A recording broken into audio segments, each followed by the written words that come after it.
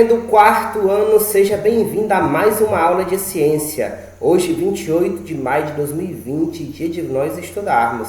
Então, vamos abrir o livro exatamente lá na página 69, onde nós vamos falar hoje sobre o calendário, né? Os calendários em diferentes culturas.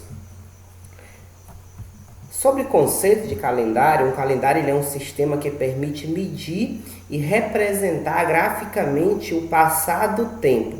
Com origem etimológica, no vocabulário latim calendário, o calendário recorre à divisão temporárias em unidades como anos, meses, semanas e dias. Esse calendário que nós conhecemos hoje, ele nem sempre foi dessa forma. Ele teve diversas mudanças com o passar do tempo até chegar no calendário que nós conhecemos hoje. Vamos conhecer um pouco mais sobre essa história.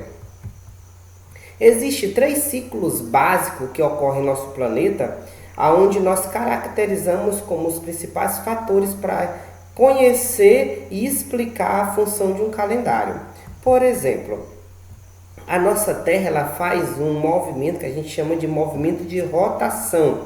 Esse é um movimento em que a Terra ela gira em torno de si mesma, tá bom? Então ela fica girando assim, ó, em torno de si mesma. Como ela gira em torno de si mesma, imagine que essa parte aqui da Terra, quando ela vai e gira, até ela chegar de novo aonde o Sol, esse tempo aqui ele demora aproximadamente 24 horas, viu gente? É o tempo que necessita para que a Terra dê a volta completa ao redor de si mesma, em relação ao Sol, beleza? Dê a volta completa em relação a si mesma. Esse movimento aqui nós chamamos de movimento de rotação. Entendido, galera? Então, quando se foi pensado no calendário, se pensava o seguinte: o dia ele vai ter que ter quantas horas? Então, a Terra passa quanto tempo para girar em torno de si mesmo? São 24 horas. Então, o dia terá 24 horas. O outro ciclo que nós nos baseamos para entender a questão do calendário é a questão do mês lunar. Como foi que foi decidido que o calendário seria dividido em meses? Por causa da Lua, o movimento da Lua. Nessa imagem aqui que você está vendo, você percebe que aqui está o Sol, beleza? Desse lado aqui é o Sol. Aqui está a Terra, aqui no meio está a Terra, e aqui será a Lua, ou seja, é para ser a Lua, beleza?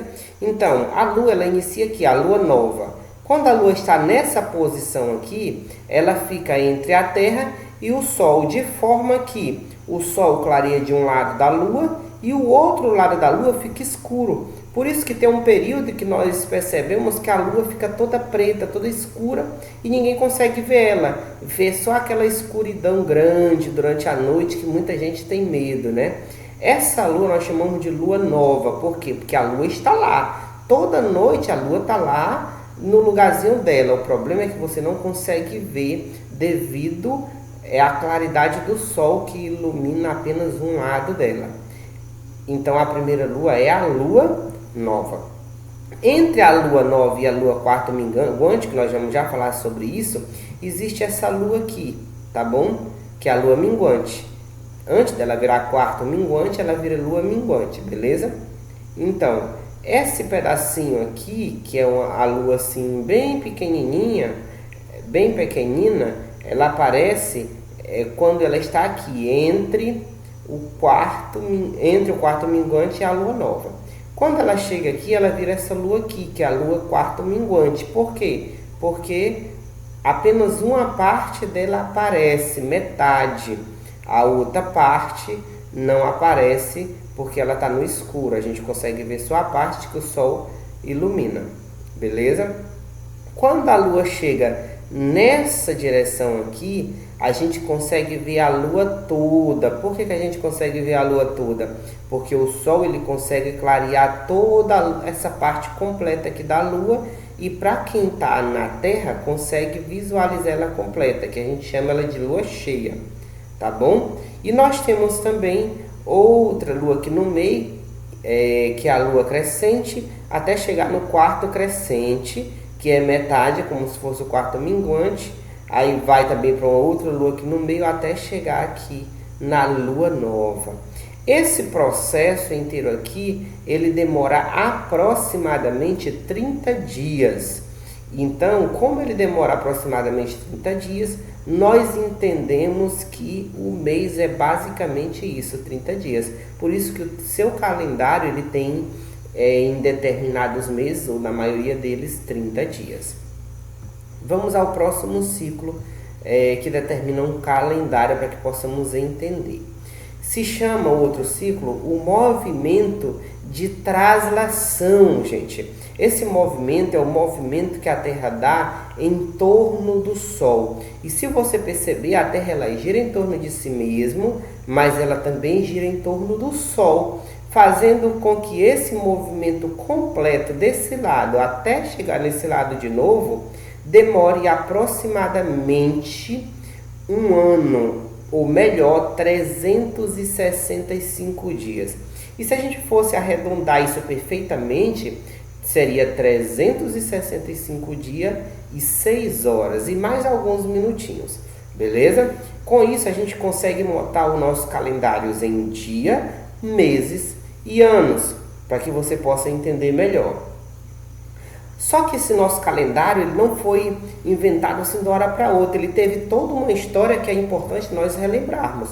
Primeiro, o nosso calendário ele começou com o calendário solar egípcios, e os egípcios eles entendiam da seguinte forma.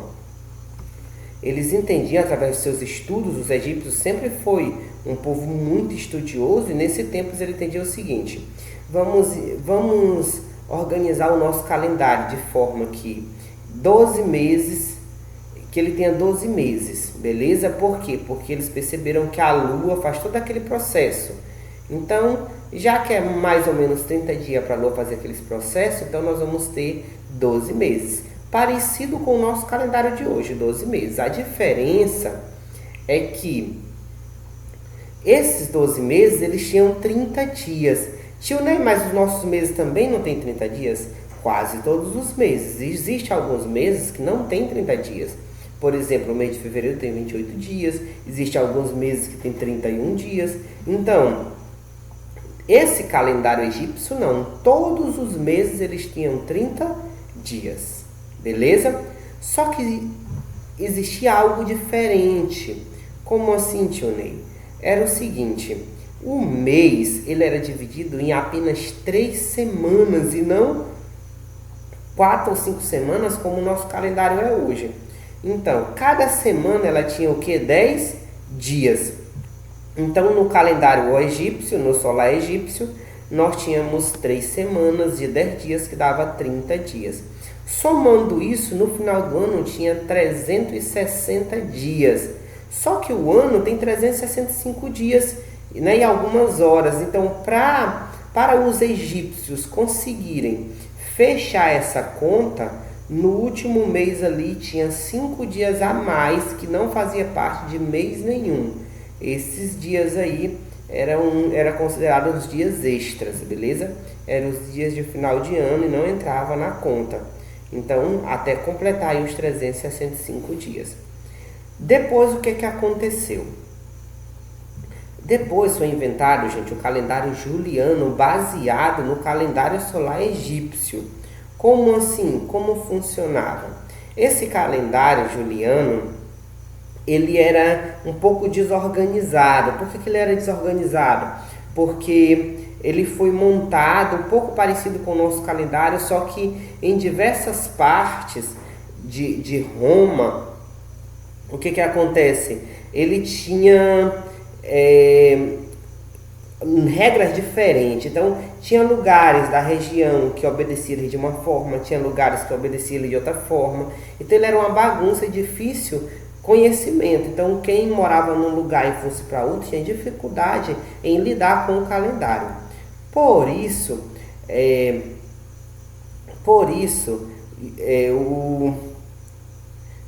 nós tivemos uma mudança incrível nessa história.